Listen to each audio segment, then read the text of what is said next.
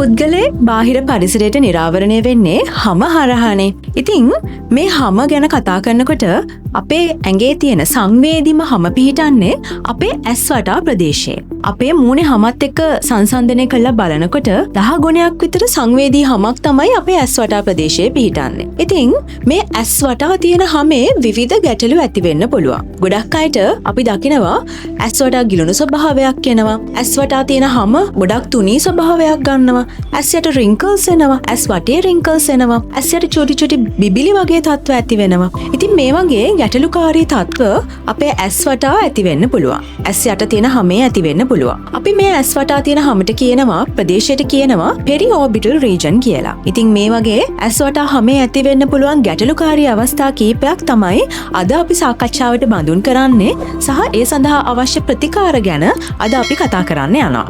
ඉතින් මේ වගේ ඇස් වටා කළු ස්වභාවයක් ගන්න, ඇස් වටා ගිලුණු ස්වභාවයක් ගන්න විවිධ හේතු බලපාන්න පුළුවන්. ප්‍රධාන වශයෙන්ම ජානමය හේතු බලපානවා අපේ ඇස් වටා ප්‍රදේශයේ ගිලුණු ස්වභාවයක් ගන්න. ඒත් එක්කම ඇස් වටා ප්‍රදේශය කළු වෙන්න. අපි මේවට ඩාර්ක් සර්කල්ස් කියලා කියනවා. ඉතින් අපි ගොඩක් වෙලාවට දකිනවා අම්මගේ තාත්තගේ ඇස් ගොඩක් වල ගැහුණු ඇස් තියෙන වෙලාවට නැත්තම් කළු පාටට හුරු ඇස් වටා ප්‍රදේශයක් පිහිටනකොට දුවට පුතාටත් මේ වගේ තත්ත්වයක් එන වෙලාවල්. එතකොට මේක ජානමය බලපෑම කියන දේ අනිවාර්යයෙන්ම ගොඩාක් ලොකු බලපෑමක් ඇති කරන දෙයක්. ඒත් එක්කම සමහරක් වෙලාවට අපි දකිනවා අපේ බෝන් ස්ට්‍රක්චර් එකම ගොඩක් අයගේ ගිලුණු ස්වභාවයක් ගන්න වෙලාවල්. එතකොට අනිවාර්යෙන් එයාට ගිලුණු ඇස් පිහිටන අවස්ථා තියෙනවා. ඒත් එක්කම සමහරක් වෙලාවට අපි දකිනවා වයසත් එක්ක අපේ ඇස් වටා මේ අඳුරු පැහැ ඇති වෙන්න පුළුවන් අවස්ථා. වයසට යනකොට අපේ හම තවත් තුනී වෙනවානේ. හමේ තියෙන කොලජන් ප්‍රතිශතය අඩු වෙනවානේ. හමේ තියෙන තෙතමනයත් අඩු වෙනවානේ. එතකොට ඇස් වටා ප්‍රදේශය තවත් කළු වෙන්න සහ ගිලුණු ස්වභාවයක් ගන්න පුළුවන්. ඒත් එක්කම වයසත් එක්ක අපි දකිනවා අපේ මේ ඇස් යට ප්‍රදේශයේ තියෙනවා චූටි ෆැට් පෑඩ් එකක්. මේ ෆැට් පෑඩ් එක පොඩ තුනී වෙන අවස්ථා. එතකොටත් අපේ ඇස් යට ගිලුණු ස්වභාවයක් ගන්නවා. ඒ වගේම සමහරක් ආලේපන නිසා ඒත් එක්කම සමහරක් විට වයසත් එක්ක අපේ මේ ඇස් යට හම ටික තුනී වෙන්න පටන් ගන්නකොට ඒ ඇතුලේ තියෙන නහර එළියට පේන්න පටන් ගන්නවා. එතකොට ඇස් වටා තියෙන හම තව ටිකක් කළු පාටට තමයි පේන්න පටන් ගන්නෙ. ඔයගේ ඇස් වටා හම කළු වෙන්න විවිධ හේතු බලපානවා. අපිට පුළුවන් රූපරාමු ටිකක් බලම මේ ගැන කතා කරන්න. තවත් අවස්ථාවක් තමයි ඇස් වටා රැලි වැටීම් ඇතිවීම. මේ රූපරාමයේ විදිහට මේ ක්‍රෝස් ෆීට් ඒරියා කියන ප්‍රදේශයේ හම රැලි වැටලා අපි කියනවා hina වෙනකොට ඒ ආපු ලයින්ස් අපි වයසත් එක්ක ඒක පර්මනන්ට්ලිම අපේ මූණේ පේන්න පටන් ගන්න අවස්ථාවක් තමයි මේ. අපි මේකට කියනවා ක්‍රෝස් ෆීට් ඒරියා එකේ එන රින්කල්ස් කියලා. ඒත් එක්කම ඇස් යට චූටි රින්කල්ස් ඇති වෙන්න පුළුවන්. ගොඩක් වෙලාවට වයසත් එක්ක තමයි මේ තත්ත්වය ඇති වෙන්නේ. සමහරක් ඖෂධ සමහරක් වෙලාවට විවිධ ආලේපන වර්ග නිසා මේ වගේ ඇස් වටා හැමේ රැලි වැටීම් වේගවත් වෙන්න පුළුවන්. ඒත් එක්කම මෙන්න මේ පින්තූරේ බලන්නකෝ. මේ පින්තූරේ පේන්නේ ඇස් වටා තියෙන හැමේ ඇස් යට විශේෂයෙන්ම තියෙන හැමේ චූටි බිබිලි ඇති වෙන අවස්ථා. අපි මේවට කියනවා සිරින්ගෝමා නැත්නම් මීලියා කියලා. හැමේ තියෙන චූටි සිදුරු බ්ලොක් වෙනකොට මේ තත්ත්වය ඇති වෙන්න පුළුවන්. මේකට විවිධ ඖෂධ වර්ග බලපානවා, ආලේපන වර්ග බලපානවා. ඒ වගේම අපි කොහොමද සම පිරිසිදු කරන්න කියන දේ මේකට අනිවාර්යයෙන්ම බලපානවා. ඒත් එක්කම නිතරම දුම් පානය කරන කෙනෙක්ට, මත්ද්‍රව්‍ය වලට ඇබ්බැහි වුණ අයට, ඒ වගේම ඇල්කොහොල් වර්ග පාවිච්චි කරන අයට ඇස් වටා හැමේ කළු ගතිය ඉක්මනට එන්න පුළුවන්, ගිලුණු ස්වභාවය එන්න පුළුවන්. පොඩි වයසක ලුක් එකක් වයසට කලින් එන්නත් පුළුවන්.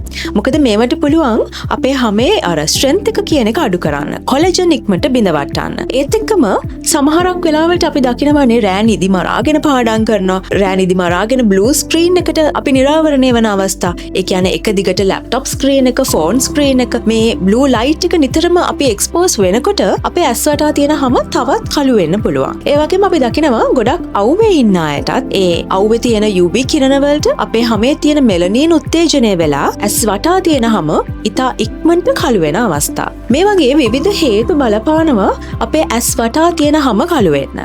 ඒ වගේම අපේ ඩයට් එකේ අපි කනබොන විදිහේ තියෙන අඩුපාඩු, අපි සමබල ආහාර වේලකට යොමු නොවන වෙලාවලට, ඒ වගේම අපේ පරිපෝෂ්‍ය පදාර්ථ අන්තර්ගත වෙන ආහාර වේලක් නොගන්න විට අපේ ඇස් වටා හමට මේ බලපාන්න පුළුවන්. මොකද ඇස් වටා හම නිරෝගීව තියන්න අපි ගන්න කෑම අනිවාර්යයෙන්ම බලපානවා. ඒවයි තියෙන පෝෂ්‍ය පදාර්ථ කියන දේ බලපානවා. ඉතින් නිවැරදි ආහාර රටාව කියන දේ අනිවාර්යයෙන්ම ඇස් වටා හම හොඳට තියාගන්න, හෙල්දි විදිහට තියාගන්න බලපානවා. ඒ වගේම බලන්නකෝ ටිකක් වැඩිපුර ස්ට්‍රෙස් එකක ඉන්න අයට ඉතා ඉක්මනට ඇස් වටා හමේ විවිධ ලෙඩ රෝග ඇති වෙන්න පුළුවන්. ඉතා ඉක්මනට ඇස් වටා හම කළු වෙන්න පුළුවන් මේ ස්ට්‍රෙස් එක නිසා. ඒත් එකම රින්කල්ස් එන්න පුළුවන්. ස්ට්‍රෙස් එක කියන දේ බලපානවා ඍජුවම අපේ ශරීරයේ විවිධ වෙනස් වීම ඇති වෙන්න. හිතන්නකෝ කලින් දවසේ ඒවා නිදාගන්න නැතිව පොඩ්ඩක් නිදි මරපු අවස්ථාවක ඊට පහුවෙනිදා කණ්ණාඩියක් ළඟට ගිහිල්ලා ඔයාගේ මුණ දිහා බැලුවාම ඔයාගේ ඇස් වලින් ඒ වෙහෙස පේනව නේද? ඔයා චුට්ටක් නිදි මැරුවොත් ඊට පස්සේ දවසේ ඔයාගේ යාළුවා ඔයාගෙන් ඇවිල්ලා අහලා තියෙනව නේද? නිදි මැරුවා නේද? මොකද ඇස් යට කළු වෙලා තියෙන්නේ. ඇස් වල නිකන් වෙහෙස කර බවක් පේනවා. මොකද මේ? ඔන්න ඔය විදිහට. ඒ කියන්නේ අපේ මූණේ කවුරු හරි අපිව දකින්නකොට වැඩිපුරම කැපිලා පේන අංගේ තමයි අපේ මේ ඇස් වටා තියෙන හම. ඉතින් එහෙනම් ඒ හම ගැන, ඇස් වටා තියෙන හම ගැන ඔයා වැඩිපුර අවධානයක් යොමු කරන්න ඕනේ. ඉතින් දැන් අපි කතා කරමු මේ ඇස් වටා තියෙන හමේ එන ගැටලු වලට නූතන වෛද්‍ය විද්‍යාව තුළ, රූපලාවන්‍ය වෛද්‍ය විද්‍යාව තුළ තියෙන ක්‍රම භාවිතා කරලා අපි කොහොමද මේ ගැටලු निराකරණය කරගන්න කියලා. හිතන්නකෝ ඔයාගේ ඇස් වටා හමේ පොඩි පොඩි රින්කල්ස් තියෙනවා කියලා. මෙන්න මේ වගේ ක්‍රෝස් ෆීට් ඒරියා එකේ රින්කල්ස් මතුවලා තියෙනවා කියලා. ඒකට හොඳ විසඳුමක් තියෙනවා. හැමෝම දන්න විදිහට බෝටොක්ස් කියලා ප්‍රතිකාරයක් තියෙනවා. බෝටොක්ස් කියන්නේ බොටුලිනම් ටොක්සින් කියන ඖෂධය. මේ ඖෂධෙත් පුළුවන් අර ඇකිලෙන මසල් එක රිලැක්ස් කරන්න.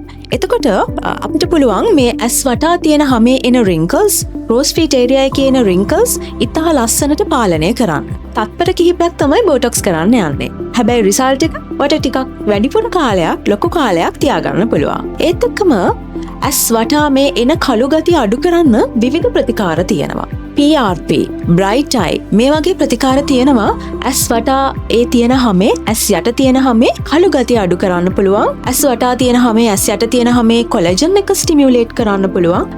හයිඩ්‍රේෂන් එක වැඩි කරන්න පුළුවන්. හැම චුට්ටක් ඝනකම් කරන්න පුළුවන්. ඉතා හොඳ ප්‍රතිකාර දෙකක්. මේවට අපි භාවිතා කරන්නේ ඒ ප්‍රතිකාරයට භාජනය වන පුද්ගලයාගෙන්ම ලබා ගන්න රුධිරයේ තියෙන වර්ධක සාධක. මේ වර්ධක සාධක ඇස් යට තියෙන හැමට එන්නත් කිරීම මගින් ඉතා ඉක්මනට සෙෂන්ස් කීපයක් කරනකොට අපිට ඒ ලස්සන රිසල්ට් එක, ලස්සනට ඒ පිරුණු ගතිය කියන දේවල් ලබා ගන්න පුළුවන්. ඒත් එක්කම හිතන්නකො කෙනෙක්ගේ ඇස් වටා තියෙන හැමේ ගිලුණු ස්වභාවය ටිකක් වැඩිපුර තියෙනවා කියලා යාගේ බෝන් ස්ට්‍රක්චර් එක නිසා අපිට හයිලුරොනික් ඇසිඩ් ජෙල් බේස් ෆිලර්ස් පාවිච්චි කරලා අයි ෆිලර් එකක් කරලා 1 ml පොඩි ෆිලර් එකක් කරලා අපිට පුළුවන් ඒ ෆිලර් එක භාවිතා කරලා මේ ඇස් වටා තියෙන හැමේ ගිලුණු ගතිය අඩු කරන්න. ඇස් යට ගිලුණු ගතිය අඩු කරන්න. ඒත් එක්කම තව ප්‍රතිකාරයක් තියෙනවා සැමන් DNA කියලා. මේක සැමන් මාළුවගෙන් ලබා ගන්න DNA එකක්. මේ DNA එක අපේ DNA එකත් එක්ක කම්පැටිබල්. ඒ කියන්නේ හොඳට ගැලපෙනවා. එතකොට මේ DNA එක පාවිච්චි කරලා අපිට පුළුවන් අපිට ඇස් යට තියෙන හැමේ බයෝ ස්ටිමියුලේටිං ඉෆෙක්ට් එකක් ඇති කරන්න. පිරුණු ගතියක් ඇති කරන්න. කොලෙජන් ටික ස්ටිමියුලේට් කරන්න. පොඩි හයිඩ්‍රේටිං ලුක් එකක් ගන්න. නැචරල් විදිහට රින්කල්ස් ටික අඩු කරගන්න.